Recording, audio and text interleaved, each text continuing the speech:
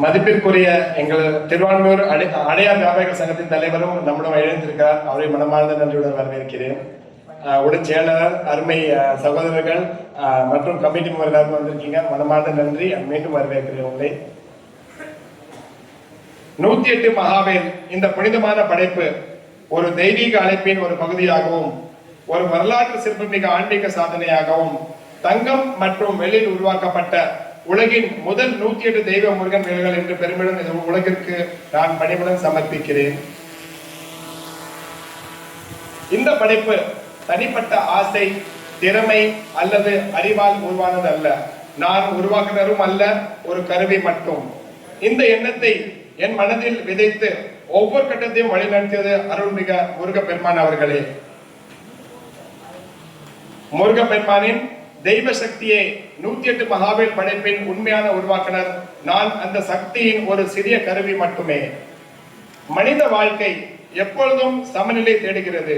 தெய்வீக சக்தி, உலகளாவிய பொறுப்புகள், ஆன்மீக நம்பிக்கை, தொழில்முறை வாழ்க்கை, உள்ளார்ந்த வலிமை, வெளிப்புற சவால்கள்.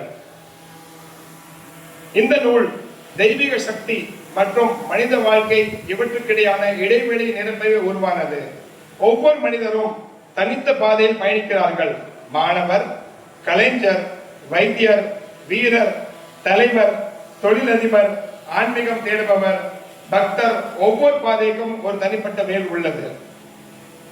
108 தனித்துவமான முருகன் வேல்கள் தங்கம் வெள்ளியில் உருவாக்கும் ஒவ்வொரு வேலின் விளக்கமும் தெய்வீக சக்தி மற்றும் அதன் நோக்கமும் பொருந்தும் தொழில், வாழ்க்கை நிலை, சிறப்பு ஜப மந்திரம், சரியான வேலை அடையாளம் காணும் வழிகாட்டுதல், அத்தகைய எல்லாம் இந்த நூலில் உள்ளது. இதன் மூலம் ஒவ்வொரு வாசகரும் தங்கள் வாழ்க்கைக்கு பயணத்திற்கு ஏற்ற வேலினை அடையாளம் காண முடியும். இந்த நிகழ்வின் ஒரே நோக்கம் முழு மனிதர்களுடன் பயன்பெற வேண்டும்.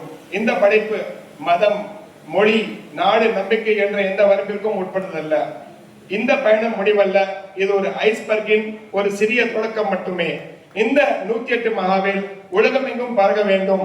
108 மகாவேல் பூமியில் வாழும் ஒவ்வொரு மனிதருக்கும் பயன் தர வேண்டும். முழு பிரபஞ்சத்திற்கும் பயனுள்ளதாக அமையட்டும்.